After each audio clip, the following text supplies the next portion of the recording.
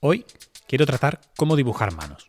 Y quiero hacerlo porque consumo muchos tutoriales en YouTube y creo que las manos siempre las enseñan mal.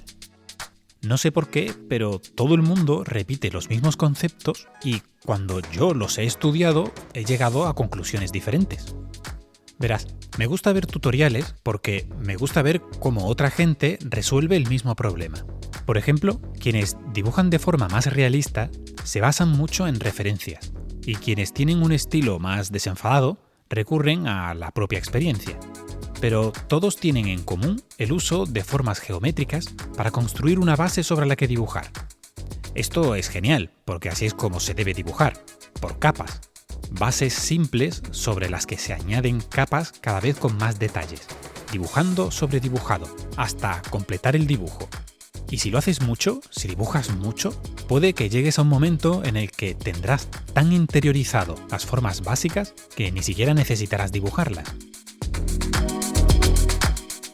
Que conste que no creo que sea el mejor dibujando a manos, pero sí que creo que puedo explicar cómo dibujarlas de forma que sea entendible y asimilable. Así que, antes que nada, deja que me presente. Hola, soy Kawaindex y en este canal hablamos de arte y mentalidad del artista. En esta ocasión vamos con algo de teoría de dibujo para que mejoremos lo que a mí me gusta llamar el Gakugan, el ojo del artista. Sé que este es un vídeo que nadie ha pedido, pero allá va. Dibujar manos es una de las cosas más complicadas en el arte. Y esto es así porque, comparado con los brazos o las piernas, en muy poco espacio hay muchos huesos, músculos y articulaciones. Mucho detalle. Precisamente creo que este es el gran problema de muchos tutoriales online. Cuando explican cómo dibujar manos, se explayan mucho hablando del esquema de la mano y ponen poco enfoque en lo que hay dentro de ella. Siendo esto algo crucial, pues condiciona enormemente su forma. Si te fijas, la mano siempre se divide en grupos de 3.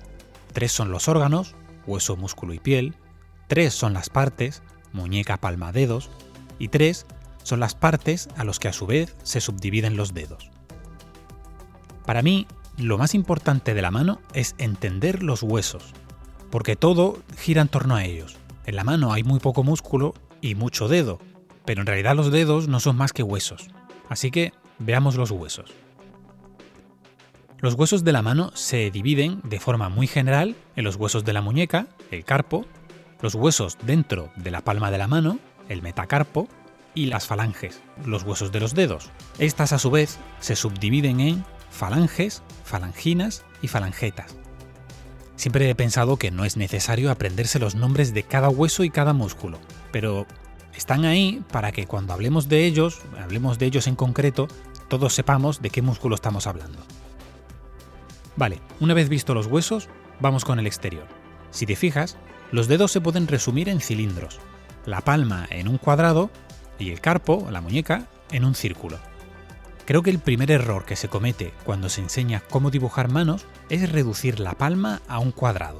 En realidad es un pentágono, tiene 5 lados, ya que el nudillo del dedo corazón está más alto que el resto.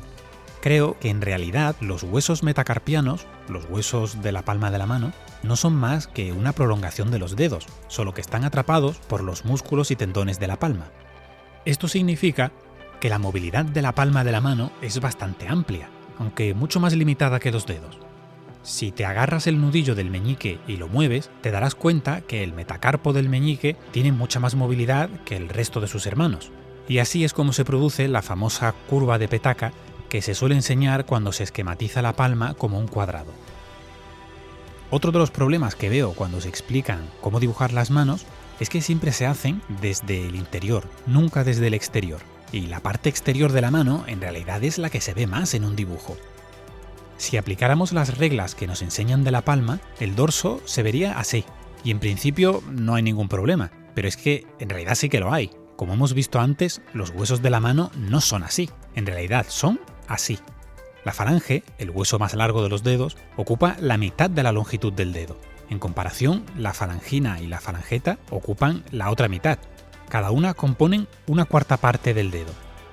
El hueso de las falanges forman parte de los nudillos, por lo que deberíamos de tener esto en cuenta cada vez que pensemos en los dedos. De este modo, al igual que en el dorso prolongamos la falange, en la palma también deberíamos hacerlo, pero no lo hacemos por culpa de esta zona carnosa. Cuando esquematizamos la palma, la solemos dividir en 3 partes: el músculo del meñique, el músculo del pulgar y la zona carnosa en discordia. Aquí no hay músculo. ¿Qué es lo que hay? Pues no lo sé, no soy médico y la verdad es que tampoco me importa. Si te fijas, esta zona carnosa se encuentra exactamente en la misma posición que los nudillos, solo que en el otro lado de la mano. Así que creo que deberíamos de darle la misma importancia que le damos a los nudillos. La particularidad de esta zona es que cuando los dedos se flexionan, tiende a apretujarse reduciendo su visibilidad. Y por otro lado, los nudillos adquieren más espacio por lo que tienden a sobresalir. Como podemos ver, cuando los dedos se flexionan, estos se posicionan a la misma altura de los nudillos, como si pivotaran sobre una esfera.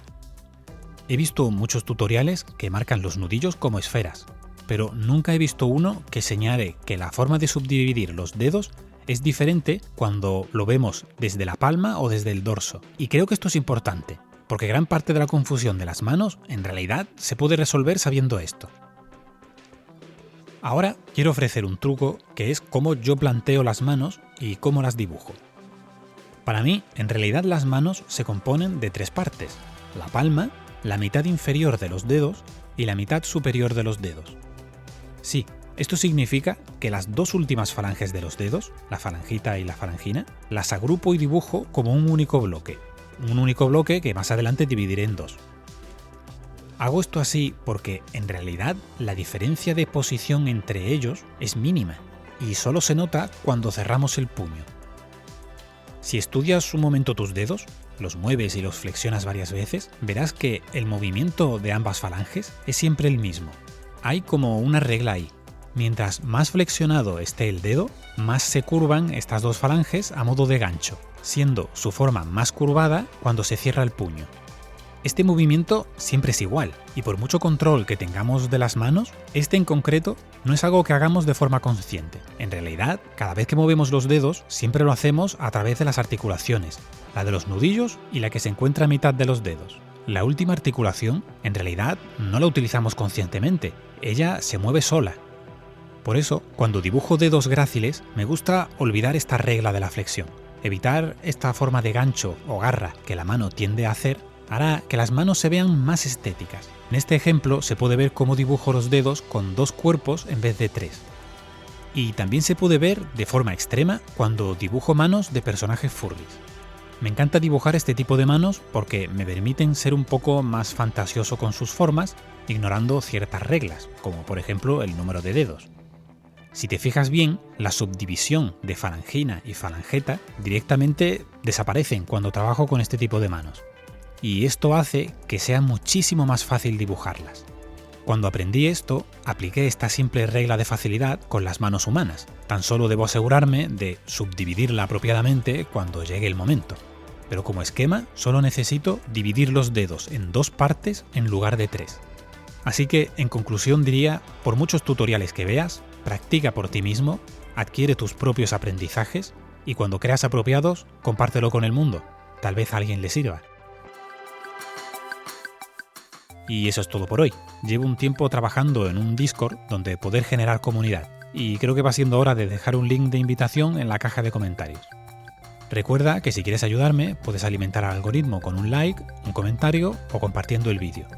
También puedes hacerte miembro e invitarme a un café en Coffee. Sin más, gracias por llegar hasta aquí y nos vemos en el siguiente vídeo. ¡Chao!